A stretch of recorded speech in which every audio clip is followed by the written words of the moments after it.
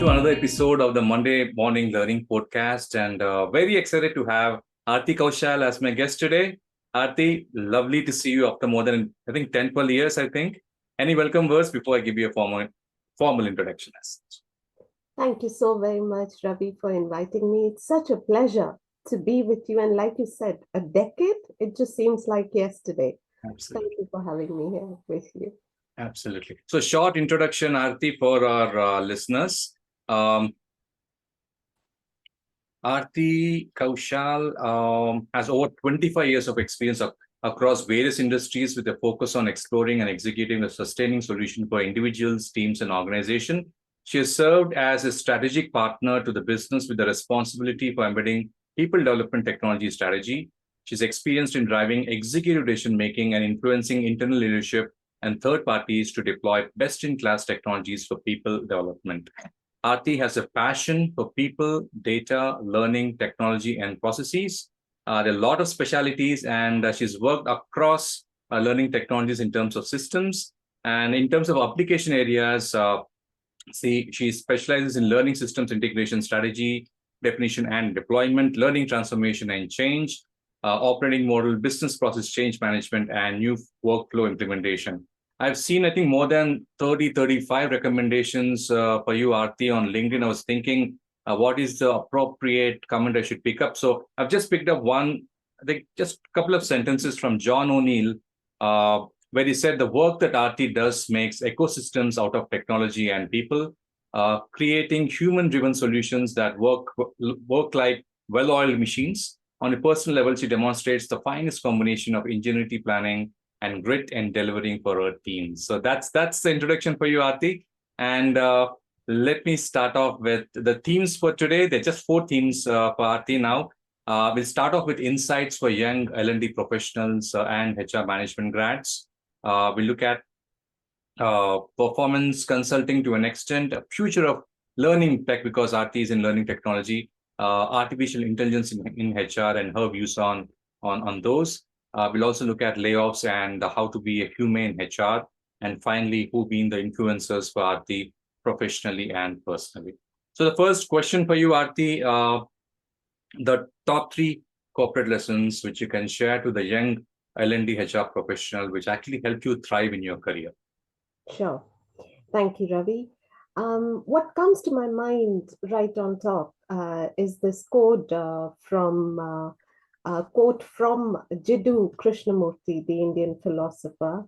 And he said that there is no end to education. It is not that you read a book, pass an examination, and finish the education. The whole life, from the moment you are born to the moment you die, is a process of learning. I think that stays with me quite a lot. Part and parcel of my DNA when it comes to learning. I'm very passionate, if you ask about insights for young HR or L&D professionals, and if I have to limit that to just 3, the first thing I would say is embracing change. In today's world, everything, every moment, there is a change that is around. So that is on top. Yep. Being adaptable, open to new situations, new demands, new changes. Who expected and thought of COVID to be such a major pandemic and change the entire way that we learn, the entire way as we live? Everything was changed. So embracing change right on top. The second one I would say is building relationships. If I think about it, like you and I, we are speaking today, is after about a decade. And that's because of the relationships that we've built with each other. I think this is very key. Today's work environment does call, and there are more moments that people work either hybrid or remote. In this situation, more than ever, it's about how you build those relationships. There is certainly a power in face-to-face. There's certainly a power when you meet someone. And for someone like me who is who's a person that values feel. That's something for me, the touch, a hug, a warm gesture, a smile, which is not from a distance in a Zoom, but actually in person, means a lot. But having said so, even these interactions prove so vital since the COVID time. So building those relationships is my second piece. Sure. And the third one I would say is continuous learning. Mm. We cannot be, I think, as being from India, there's always that you grow up with fables, with stories. And one of the ones that I quite clearly remember is this particular carpenter who goes in, rather not the carpenter, but the woodcutter who goes to the forest and cuts the wood. Mm-hmm. And the fellow one is also going, and the yield of the fellow woodcutter is much more. And when they bring that back to the guru and ask, why is that a difference? Is because the second one was sharpening his axe as well. So it's important that while we must be excellent in what we do and how we do, but do we know about our surroundings? Is it moment that we upskill ourselves? It's a point of continuous learning, continuous growing.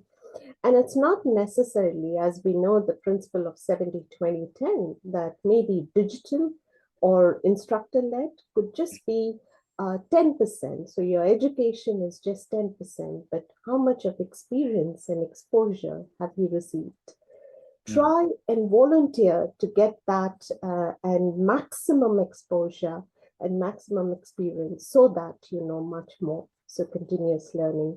So in summary, these three: embracing change, building relationships, and continuous learning. These would be the three tips that I would say. Excellent, Aarti. Lovely ones. I think they're going to really learn a lot from this podcast. That's the feel of it which I get. I think you actually touched upon it, but any specific advice for young HR&D professionals again to keep themselves updated? What are the kind of skills they should be sharpening in this kind of environment as such? Okay, so there are few, and I'll come back to the first one, which is engaging in continuous education. So there are three E's that I spoke about: education, experience, and exposure. Yeah. Education, how do you get it? In today's world, when you have an appliance at home and you need to know how, and it's not working that well, what would you do? The first place you go is YouTube. You type in there and you learn about it. There's so much that you can do it yourself. Yeah. Look out for certain certification courses, which could either be from LinkedIn, it could be LinkedIn Learning, I mean, or it could be from other providers depending on your area. For example, AWS for technical professionals, edX for other professionals who need to develop their skills. And all of these have got amazing content. All you need to do is just subscribe, register yourself, and take certain certification courses. Aside that, attend industry conferences. So just recently in London, and I make it a point to attend these conferences every year because you learn so much. Yeah. You learn from people who are sharing their stories as case studies. You also learn from different partners and providers who are demonstrating and bringing best in class. So attending conferences is another avenue where you can grow yourself. Sure. And just be upbeat about it. Look what your areas are and what are those different offers that you can take at that place. So this is about engaging in continuous education. Speaking about networking, again, the moment you go to a conference, so for instance, in the recent Learn Tech in London, there is someone that I met who I used to just speak, and he's excellent here in an industry leader in L&D as well. Mhm. But somebody that I had only spoken over Zoom meetings, and was such a fabulous moment to Mhm. meet him in person. Yeah. Along with him, I happened to meet other individuals who are pioneers and strategists in the learning space. Yeah. What did that open me? It opened thinking which is broader than what I was. Mhm. In today's world, where there are few challenges which every company has, Yeah. and no different in my organization, I went back with a different perspective after attending the conference. So I would say networking, not necessarily that you are within your company that you're doing, please do that. But aside that, these conferences are excellent grounds for Mhm. you to meet new people, learn something new, Mhm. even if it is over a cup of tea or a coffee, or for someone like here who loves their wine or beer, they could just have one and then continue to chat about it. Yeah. Embracing technology, which I said, developing digital literacy and staying informed about emerging HR technologies is absolutely essential. Like today, AI has become the buzzword. So it can't be that we sit ignorant. Whilst maybe your organization has got some training programs for you, but Mhm. what is it that you're doing personally? Yeah. How is it that you are also learning what is artificial intelligence? What's generative AI? How might this, is it really scare or is it something that can really benefit? Maybe you end up as being that innovative champion who's going to take that idea to your company Yeah. and change the world for them. So Absolutely. I believe that these practices, if we start to adopt, Mhm. in fact, even in my team meetings, one part which is like our Friday, we have that section which is dedicated for people, for the team members to think out of the box and bring any idea, because ideas are gems. You never know which one of them can really get out of the world results. So Absolutely, Aarti. Lovely, lovely, lovely hearing you there. Coming to the future of learning, and again, you did touch on the artificial intelligence part of it. From your 25-year-old career, what are the major milestones in your journey specific to learning technologies? okay, sure. The first one which comes in my mind is um, from a small city in India, which is Vishakhapatnam. In short, it's called Vizag, City of Destiny, as it is named. And truly, it turned out to be that for me. So there in my previous company, while where I had the opportunity to be part of a team who was setting up the center, and that meant tremendous amount of exposure. It meant that you had the opportunity to know about different facets of learning, while my focus at that point in time was leadership and soft skills training. Yeah. But aside that, I happened to learn much more. But at that time, little did I know, that that portion of your mind where you are ignorant that this is a skill. And I Mm. take that as an example to what I see at home as well, Mm.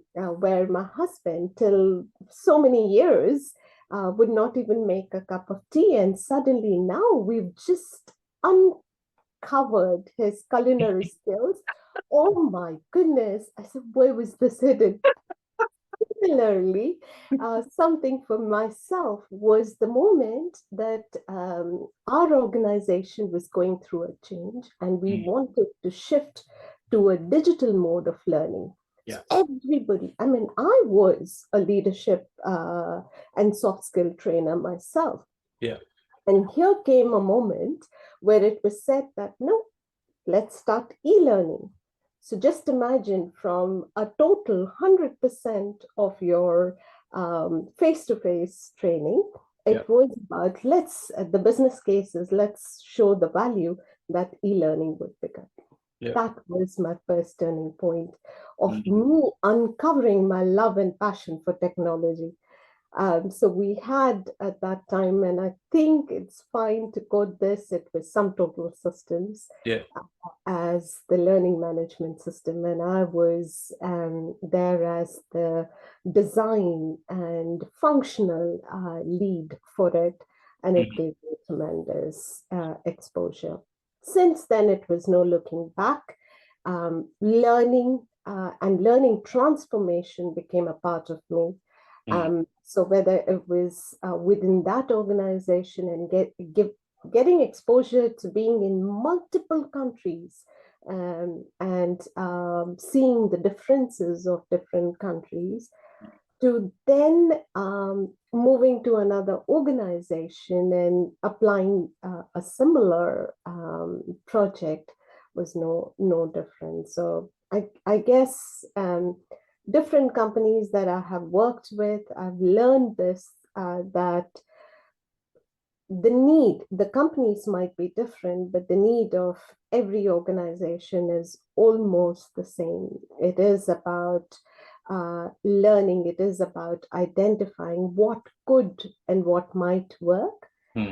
Yes, there are different technologies out there. Some of them have got X features, others have got Y. It just depends on what's the need that you're trying to fulfill. So yeah, that was my first turning point, so to speak.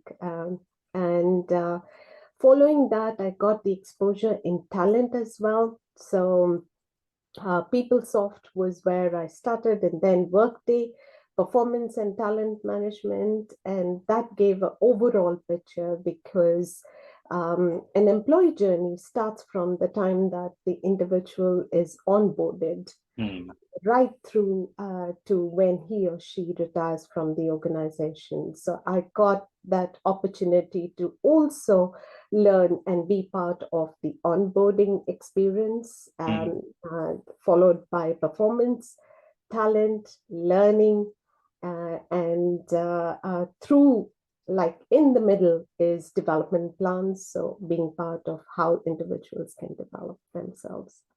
Lovely, Aarti. Thanks so very much for your perspective there. Can you take us to some of your highly successful learning transformation programs and your learnings from them as such? Certainly. So in terms of learning transformation programs, I think the ones that jump out of my mind is, again, one from the previous organization and one from the recent one. The one learning, and I'll perhaps pick one from each of them. Sure. So the one from the last organization was that this was the time that we were mobilizing, and the transformation was not something that was understood by different countries. The transformation included not just about a technology, but it was about the related processes. So biggest learning is it's never just alone a technology, because the technology is never a silver bullet. It's only an enabler. It is the supporting processes that matter a lot. The second learning over there was how many teams are with you in the journey versus how many of them. So it's important to have your stakeholders identified, communicated, and again, the relationship building piece, that how much are you communicating, engaging with them so that they are with you in the journey, but not against you. Because if there is someone who understands and learns about it for the very first time, we human beings have got a very thick and fat ego. So the moment it is like, oh, you didn't let me know, so this cannot just go further, that kind of stuff. So that was the third learning, so to speak. In the current one, the recent one that I did, few of my learnings is having that vision clear that what is the problem that you're trying to solve? Just making that absolutely crystal clear and repeating it, not adding new flavors to it, but repeating it. This is where in transformations that your repeated messages stick to people. Yeah. Just do it. When you just hear about this phrase, what comes to your mind? You know, it is, you relate to it.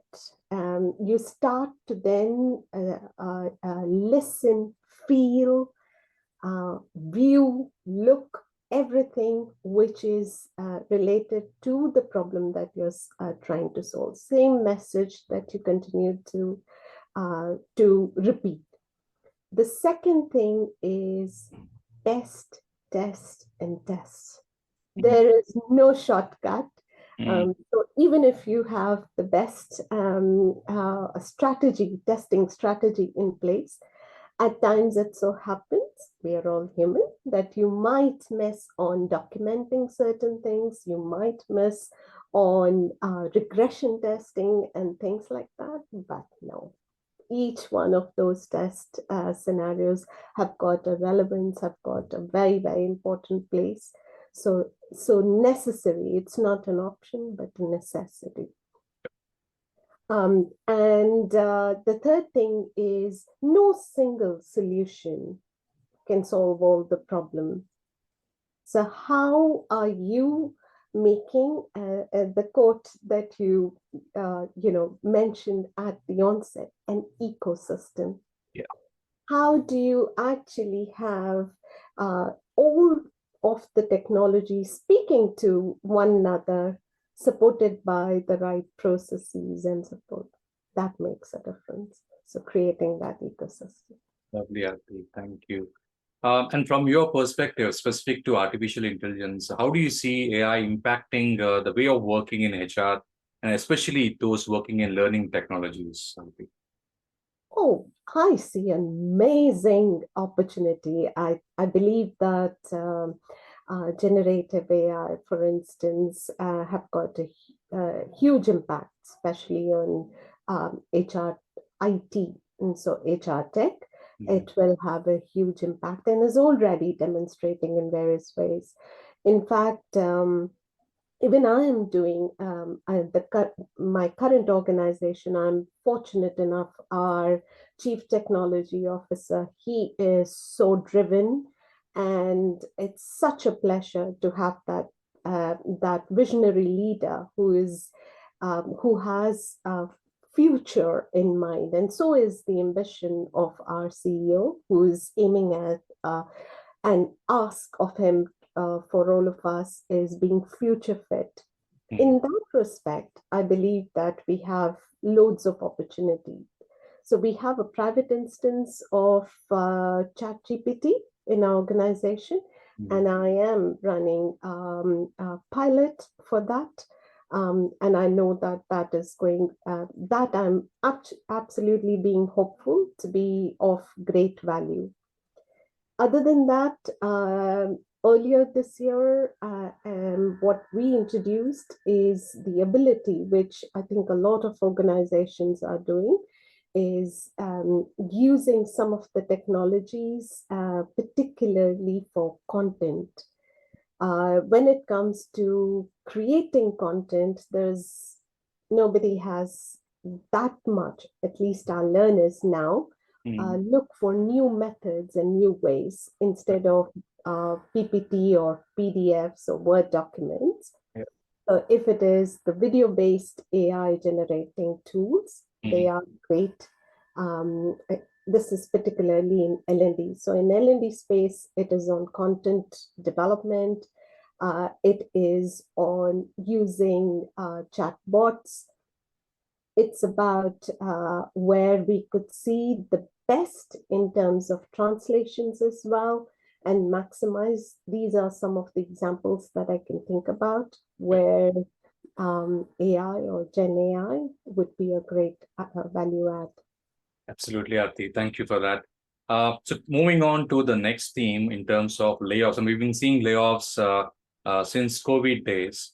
The question is on how one can be humane and an authentic HR leader, especially at the time of layoffs, Aarti. I think this is the most difficult period, so to speak, for anybody. I can talk about it myself as being one of the peers, and I'm seeing my team members or other peers, I would say, being impacted.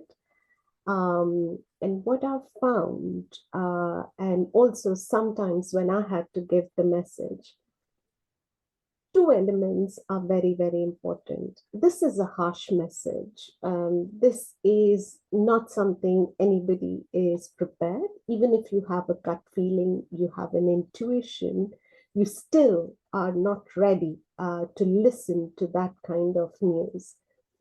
The one being communicating openly and honestly is one key element. That is very, very important. It's never easy, and especially for us in HR, to pass such messages is not right. It's not comfortable position to be in. But I guess the best thing is to be honest, to be absolutely clear.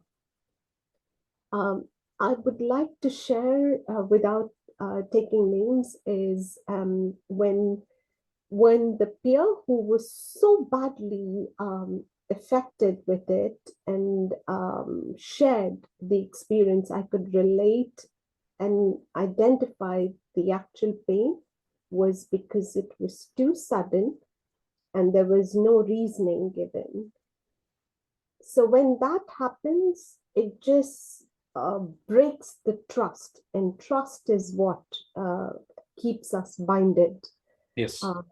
So once that's broken, then then the whole matter of mental well-being, depression, and all of that comes into picture. So as HR professionals, what we could do is just follow and be humane,